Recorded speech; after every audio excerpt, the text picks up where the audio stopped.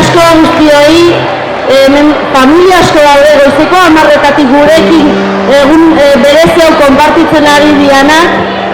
Barkatu gure bigarren edizioa da, eta askotan ez dakigu gauzak gertatu daitezken ala ez, badakigu batzuk deseroso zaudetela, barkatu bihotzez, beti hau apuntatzen dut eta hobekuntza dagoaz, urren urterako kontutan izango deu, saiatuko gara danak disfrutatzen, eta esker mila eta esker mila gurekin da gure umeekin egoteagatik, bihotzez, eskerrik asko.